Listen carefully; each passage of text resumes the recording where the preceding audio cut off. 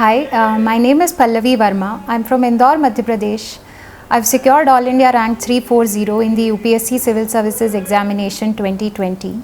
It was my 7th attempt, and through Delhi Knowledge Track, I would like to share some of the mistakes that the aspirant shouldn't do and some pointers that I learnt from my journey of 7 years that I think would help especially the aspirants who are preparing and the mistakes that they should avoid.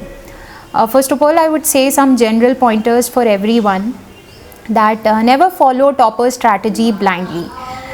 Though I'm giving the suggestions, but I'm also giving the pointers. I'm not telling you what to do, what not to do, and in a very detailed manner. Everyone has its own strategy, has its own strengths and weaknesses, and they study according to that. So for example, I would give you an example. When I was in my first attempt, a friend of mine happened to clear a UPSC examination that year with a single digit rank. And he advised me कि यार मैंने तो कोई Laxmikant and spectrum नहीं पढ़ा था, तो कोई ज़रूरत नहीं है ये सब पढ़ने की. Now if you listen a single digit ranker saying the same thing कि I didn't read the basic text books like Laxmikant and spectrum everything, you feel like believing them कि ओके फाइन यार इसका तो सिंगल डिजिट रैंक आया है. And I believed him. I didn't read all the basic textbooks in my first attempt, and I had to face the cost of that also in my first attempt. I couldn't clear the prelims. So never follow topper strategy blindly. Secondly, stick to your basics. First of all, whenever you are starting any preparation of any examination, pick up this syllabus. See the previous year question papers. Because when you see the previous year question papers, you would understand the trend.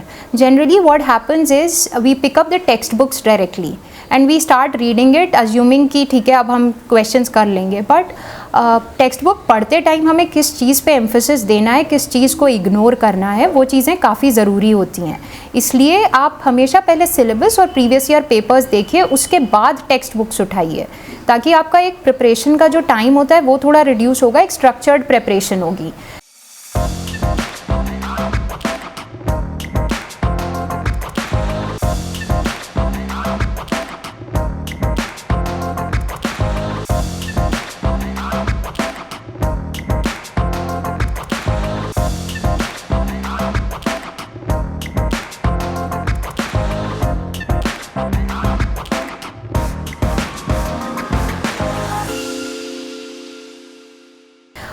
तीसरी चीज़ ये है कि आप हमेशा tests को बहुत ज़्यादा emphasis दीजिए. जनरली क्या होता है ना कि we keep on reading and we feel कि ठीक है एग्ज़ाम में डायरेक्टली जाके हम कर देंगे. ये गलती कभी नहीं करनी है. मैंने ये गलती करी थी अपने मेंस में. 2016 में I did not join any test series and आराम से मैं मेंस दे के I and fortunately I got the interview call also. But मेरे को लगा कि ठीक है मेंस का टेस्ट सीरीज़ नहीं ज्वाइन करके इंटरव्यू कॉल आ रहा है तो क्या ज़रूरत, मैं नेक्स्ट ईयर भी नहीं करती हूँ. तो next year I didn't join in 2017 and that year I couldn't clear the mains. So test series is very important at any stage of your preparation, even for prelims और for mains and even for interview also. Some mock interviews are very important. Fourthly, revision is very important. Generally क्या होता है, we read and then we think कि इतना syllabus हो गया, ये syllabus हो गया, ये सिलेबस हो गया. फिर 3 महीने बाद हम जब बुक उठाते हैं तब हमको लगता है कि अरे ये तो याद ही नहीं है, ये तो मतलब ऐसा लग रहा है फ्रेश रीडिंग हो रही है. तो रिविज़न बहुत ज़्यादा इंपॉर्टेंट है. आप एक चैप्टर पढ़िए लेकिन उस एक चैप्टर को आप फ्रीक्वेंटली रिवाइज़ करिए. मैं अपना एग्जाम्पल दूंगी. मैंने अपनी फर्स्ट अटैम्प्ट में NCERT बुक्स पढ़ी थी. उनके मैंने इतने रिवीजन, फ्रीक्वेंट रिविजन्स किए थे 5 दिन में, 6 दिन में, 15 दिन में, कि आज 7 साल बाद भी मुझे वो चीज़ें याद हैं. तो एक चीज़ मैंने अपने स्कूल में सीखी थी. मेरी मैथ्स टीचर थी एक, उन्होंने ये बताया था कि जितना डीले आप रिविज़न को करते हो उतना वो आपकी मेमोरी से बाहर होते जाता है. तो आप हमेशा अपने रिविजन्स को फ्रीक्वेंट रखिए और उसको इग्नोर मत करिए. Revisions are very important. चौथी चीज़ ये है कि ज़्यादा मटेरियल के पीछे मत भागिए. There are some basic books जो सारे टॉपर्स बताते हैं, आपको सिर्फ उन बेसिक बुक्स पे ही रहना है.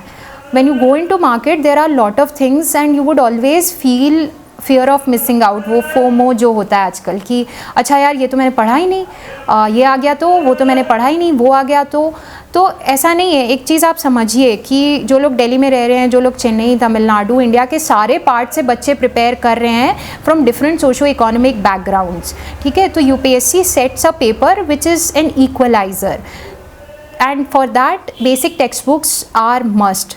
So don't run after too many materials, just focus on minimum sources and maximum revision. I think ये statement minimum sources maximum revisions आपने काफ़ी सारे टॉपर्स से सुना होगा, मैं भी सुनती आ रही हूँ, बट वो रियलाइजेशन तभी होता है जब हमारा नहीं होता है या जब हम फेल होते हैं, और तब हमें लगता है कि हाँ यार वो इससे ही बोल रहे थे, ठीक है। तो ये मिनिमम सोर्सेज मैक्सिमम रिविजन पे आप फोकस करिए। एक और चीज़ जो मैं कहना चाहूँगी प्रीलिम्स के बारे में कि प्रीलिम्स काफ़ी डाइसी हो गया है, नेचर ऑफ क्वेश्चंस और जो पूरा ट्रेंड हो रहा है specially 2017-18 onwards, it has been very dicey and questions have become very unpredictable.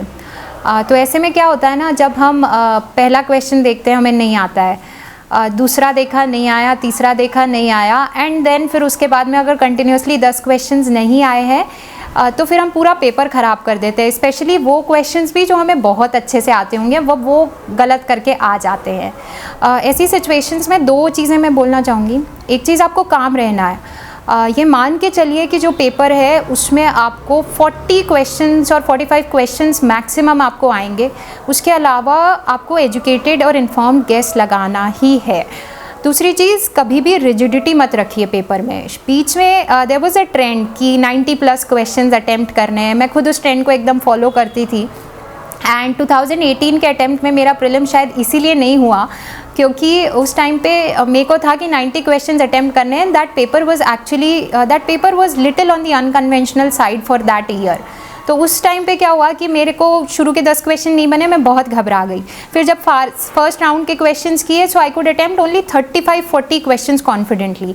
तब मेरी घबराहट और बढ़ गई कि यार मतलब अब तो मैं कैसे करूँगी, और 40 क्वेश्चन से 90 क्वेश्चन तक जाना is a huge risk. But then मैं बहुत ज़्यादा एकदम घबराहट में पूरा रिस्क लेके 90-95 क्वेश्चन अटेम्प्ट करके आई हूँ, एंड बहुत ज़्यादा नेगेटिव मार्किंग हो गई उस साल मेरी। तो ये चीज़ मैं आप सब लोगों से बोलूँगी कि काम रही है। नेक्स्ट ईयर मैंने यही किया कि मैं मेंटली प्रिपेयर होके गई थी कि पेपर टफ आएगा, क्वेश्चंस मुझसे नहीं बनेंगे, लेकिन फिर भी बॉल बाय बॉल हिट करना है। आया ठीक है, नहीं आया कोई बात नहीं, मूव करना है स्लोली। तो ये घबराहट वाली चीज़ और रिजिडिटी वाली चीज़ आप प्रीलिम्स में मत रखिए। For the mains examination, mains में थोड़ा सा डिटेल में बताना चाहूँगी क्योंकि मेरे मेंस के मार्क्स इस साल ड्रास्टिकली इम्प्रूव हुए हैं। I have secured almost 410+ in this year, and for mains I would say कुछ बेसिक पॉइंटर्स हैं जो मैं सबको बोलना चाहूँगी। पहले तो कि आप वही चीज़ जो प्रीलिम्स के लिए रिपीट की, minimum sources, maximum revision. Short notes for mains are very important. Short notes भी मैं बोलूँगी आप ब्लाइंडली नहीं फॉलो कीजिए। कुछ लोग एक्चुअली विदाउट नोट्स भी अच्छे से परफॉर्म कर लेते हैं, but for me short notes were very important and they came out as a saviour. Short notes में नोट्स कैसे बनाना है एक ये इशू भी हो जाता है मेंस का, जो मुझे खुद भी नहीं पता था। आई वुड से कि मेरे फर्स्ट फ्यू अटेम्प्ट्स में तो मैं समरी बना लेती थी पूरी बुक की फॉर दी नोट्स।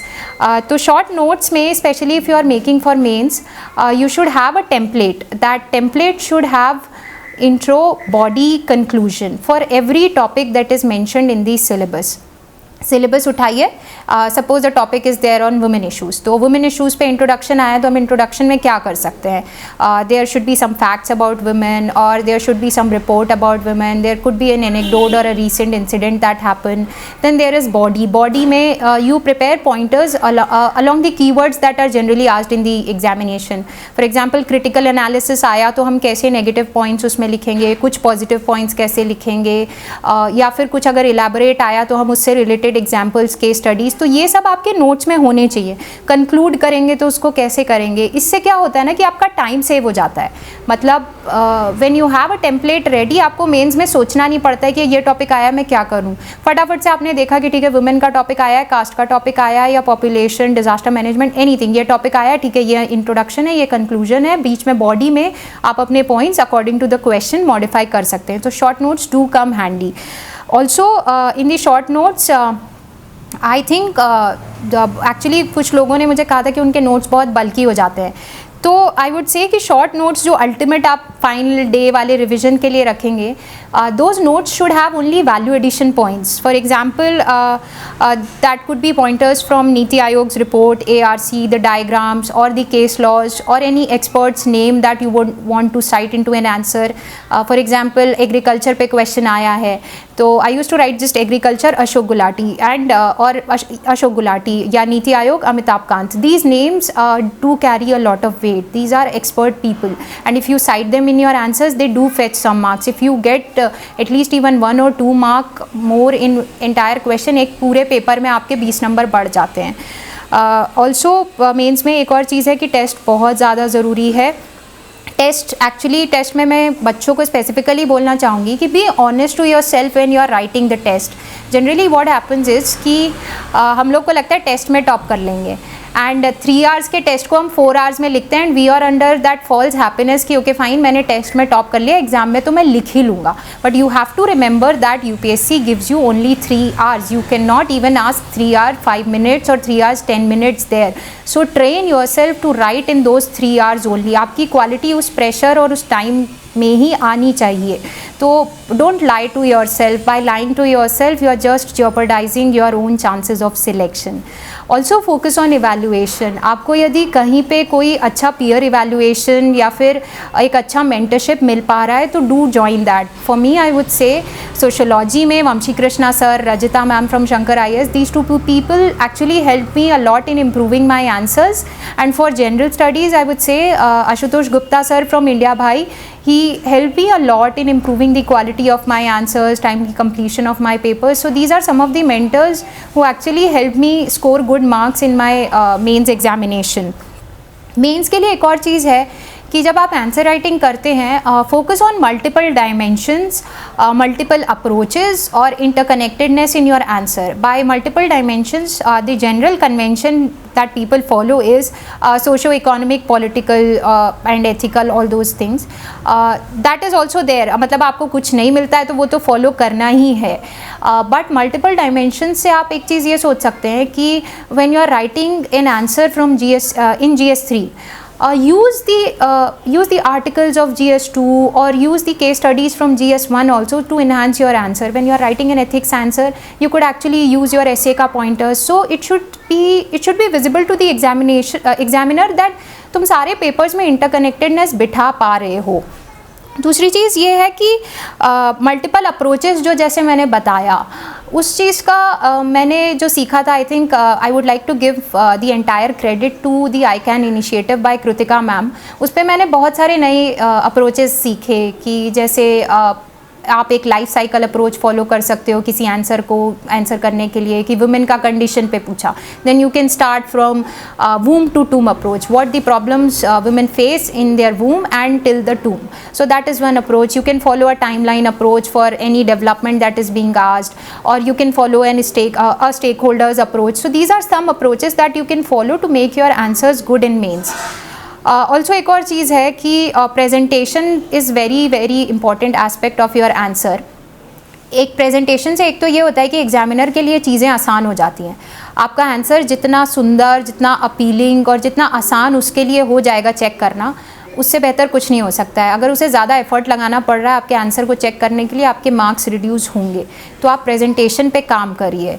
प्रेजेंटेशन पे जनरली थोड़ा सा मिसकंसेप्शन ये है कि डायग्राम्स, फ्लो चार्ट्स और है. Diagrams, flow charts are important but don't overdo them. हर एक क्वेश्चन में डायग्राम, फ्लो चार्ट नहीं बनाना है. जहाँ ज़रूरत लग रही है वहाँ बनाना है. क्योंकि कभी कभी क्या होता है ना, जब एग्जामिनर को हर एक क्वेश्चन में दिखता है उसको लगता है इस बच्चे को यही आता है. He doesn't know any other style of writing also. So have variation in your answers. 2-3 question में आपने ये कर दिया, 2-3 क्वेश्चन में कुछ और कर दिया, तो उसको लगना चाहिए कि you know all other things also. Specifically mains के इंडिविजुअल सब्जेक्ट की यदि मैं बात करूं तो एक और चीज़ है कि आप ऐसे, एथिक्स और ऑप्शनल इनको बिल्कुल इग्नोर मत करिएगा. मैंने अपने पुराने अटैम्प्ट्स में ऐसे को बहुत ज़्यादा इग्नोर किया है. मैंने ये सोचा है कि हमेशा लिख लेंगे वहाँ जाके और हो जाएगा, तो दैट डजंट हैपन. फिर आपको मार्क्स भी वैसे ही हो जाएगा वाले ही मिलते हैं. तो आप ये चीज़ नहीं करिए. एथिक्स को भी इम्पोर्टेंस दीजिए और ऑप्शनल को भी अपने इम्पोर्टेंस दीजिए. ऐसे की यदि हम बात करें तो ऐसे में आप प्रिपेयर सम टेम्पलेट ऐसे, you don't have to prepare पूरा कंटेंट उस तरीके से, बट ऐसे का जो अपना पूरा अभी प्रिपेयर कर रहे हैं जो बच्चे नेक्स्ट ईयर अटेम्प्ट होंगे, तो वो आप ये कर सकते हैं कि आपको कुछ अच्छा एनेक्डोट मिल रहा है, कोई अच्छा बुक आप पढ़ रहे हैं, कोई अच्छा मूवी आप देख रहे हैं, तो वो ऐसे के लिए आप प्रिपेयर कर सकते हैं। अब इस प्रिपरेशन को फोकस्ड रखने के लिए आप एक चीज़ ये करिए कि आपके ऐसे के जो टॉपिक्स हैं पास्ट 20 ईयर्स के वो उठाइए। There are so many topics that are recurring, for example about women, for example poverty, democracy, these are some topics that are actually recurring. So for these topics you should have some template material ready कि introduction आया तो ये anecdote डालूंगा, ये movie का story डालूंगा, ये song डालूंगा या कुछ भी। Your essay should be actually interesting and these things are something that makes them interesting. So you should have template ready, facts हो गए, एग्जाम्पल्स हो गए, उन सब चीज़ों के, ताकि एग्ज़ाम में आपको इतना सोचना नहीं पड़े। आप जैसे ही क्वेश्चन देखें आपको वो एकदम से पूरा प्रिंट याद आ जाना चाहिए कि ठीक है ये लिखा था, ये लिखा था, ये लिखा था। बाकी ऐसे की पूरी डिटेल स्ट्रैटेजी है कि आपको मल्टीपल डायमेंशंस कैसे करने हैं और एथिकल या फिलोसॉफिकल एसेज आ गए तो आपको कैसे करना है। We can have a separate discussion on that entire issue again, मतलब अलग से। बट एथिक्स का भी ऑलमोस्ट सिमिलर अप्रोच है। एथिक्स में आई वुड से कि I had actually prepared lot of personalised notes. I had referred Anudeep sir's ethics का notes, I had gone through Pavan Kumar sir's material, I had seen orient IAS का material. But I would say आप लोग इतना सब नहीं करिए। I had lot of time और मुझे हर अटेम्प्ट में मैं आई वॉज डूइंग समथिंग तो वो एड ऑन होते गया। But for the beginners I would say कि for each topic in the ethics paper you should have notes ready. For example, what is the definition, some quotations and examples of civil servants who were doing the good work, or any anecdote of any famous person related to that topic, and its relevance in the civil services or in general society. These three or four pointers should be there for every word that is mentioned in ethics ka syllabus. If I talk about general studies, I would say more or less my resources has been same, except for few topics in GS2. For example, in GS2 I had relied on Visions material and my newspaper reading for international relations. For the governance portion, I had relied on Anudeep sir's notes, Abhishek Surana sir's notes, as well as M. Puri sir's notes. I had compiled on all of them and I had made my own consolidated notes for that portion. For GS1, I had followed Spectrum for Modern India. For Ancient India, I had followed NCRTs. For Art and Culture, I followed Nitin Singhania. These were the basic sources that we refer for preliminary examination also. For Geography also, I followed the NCRT and I referred the test papers of multiple test series so that I have a broad range of questions for that. After that, for Environment, I again referred the prelims exam material as well as some current affairs from the Vision's Current Affairs Monthly magazine. For GS3, I relied on the basic NCRTs, and apart from that I referred Niti Aayog strategy at 75 document, as well as I relied on some material from MK Yadav sir's notes for certain case studies. I use these materials to give certain suggestions. For example, if you give suggestions from Niti Aayog's report for infrastructure or for agriculture improvement, they do carry some weight and some value. So I relied on these sources. That was, I think that was all about my mains preparation. Again, I would say test is very important and feedback and evaluation by experts is very important. Do go through that and never ignore answer writing practice for mains. They do pay off. They do pay off because when you are in the flow, that flow gets reflected in your answers. And mains में जब आप practice नहीं करते हैं ना, and when you have to start पहली बार से वहाँ पे, it actually costs you time. Sometimes आपके questions छूट जाते हैं, and mains में अगर एक question भी छूटा तो your chances of getting an interview call even gets reduced by 20%, I would say. So इस चीज़ पे आप हमेशा ध्यान रखिए. About interview preparation, I would say interview, as the name says, it's a personality test. It's not an oral test. I'm emphasizing this because I committed the same mistake during my interview preparation in my first interview call. मैं एक oral test के लिए prepare कर रही थी. मैं हर fact आसपास जो दिखता वो सब पढ़ती थी, एंड आई डेंट नो कैसे क्वेश्चन पूछेंगे क्या है, और मैं एकदम अनइन्फॉर्म्ड तरीके से इंटरव्यू देने चली गई. एंड आई वुड से कि मेरे मार्क्स भी फिर वैसे ही आए थे. I got 130 in my first interview call and I think that is considered not very good from the by the extent of the marks UPSC has been giving. तो सबसे पहले तो इंटरव्यू में आपका डैफ बहुत ज़्यादा ज़रूरी है. आप डैफ में जो भी चीज़ मेंशन कर रहे हैं, पहले तो भरने के पहले जो भी चीज़ डाल रहे हैं वो ऑनेस्टली भरिए. डोंट फेक योर हॉबीज़ और योर अचीवमेंट्स. जो भी आपने किया है वो ऑनेस्टली डालिए. कुछ नहीं किया है तो नहीं डालिए, कोई बात नहीं है. They all understand everything. तो fill your DAF honestly and whatever word is being mentioned in your DAF, prepare questions on that. Mostly analytical questions I would say. Questions prepare करिए, उस क्वेश्चन का अपना answer prepare करिए, उस answer का फिर counter question और counter question का भी आंसर. एक्चुअली जनरली क्या होता है ना, हम एक क्वेश्चन प्रिपेयर करते हैं, उसके बाद उसका आंसर प्रिपेयर करते हैं. वी डोंट प्रिपेयर कि अच्छा ये आंसर दिया तो इसके बाद क्या क्वेश्चन आ सकता है. So you have to go to that layering वाला एस्पेक्ट.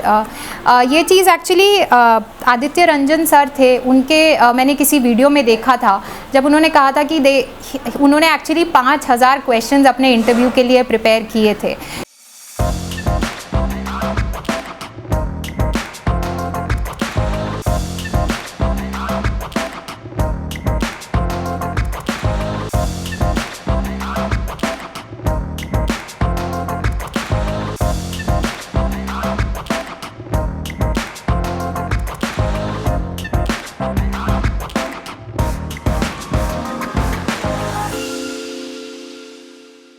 तो जनरली बच्चे जो मिस्टेक करते हैं मेंस के बाद कि उनको लगता है अब हो गया, अब इंटरव्यू मतलब अब तो हमारा हो ही गया है.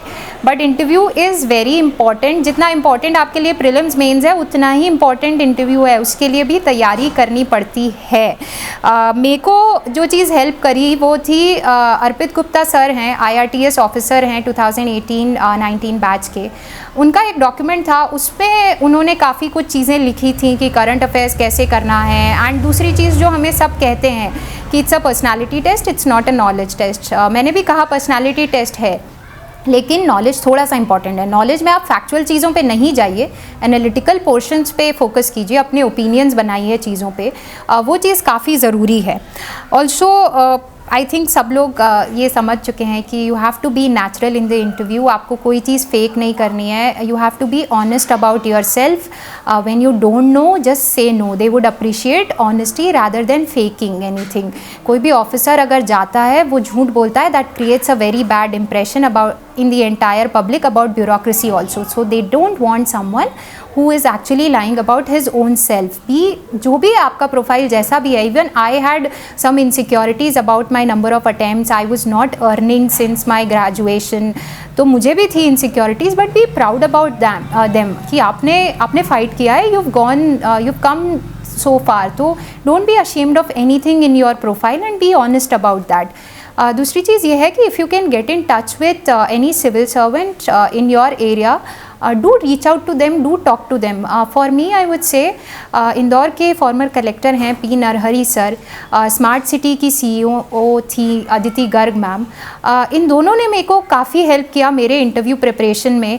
नरहरी सर ने मुझे एक्चुअली 1 घंटा दिया पूरा अपने प्रिपरेशन प्रोसेस के लिए. इंटरव्यू के मेरे जितने भी सवाल थे उन्होंने सारे जवाब दिए. एंड आई थिंक एक सिविल सर्वेंट जब एक स्टूडेंट को इतना टाइम देता है, that is a very huge thing. And आप लोग रीच आउट करिए. There are lot of very good civil servants who are ready to help you and do talk to them, gain from their experiences. That would actually make you sound like a mature person in the interview hall also.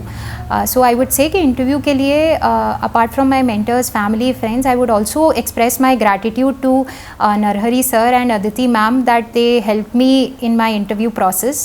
Thank you so much ma'am, and I would say thanks to Delhi Knowledge Track for giving me this opportunity to share my experiences and journey. I have been watching Delhi Knowledge Track for past 2-3 years, and I've been a regular follower. I've watched so many strategy videos on the channel and they've helped me a lot. So I would like to thank Delhi Knowledge Track also for this support as well as the opportunity they have given me. Thank you so much.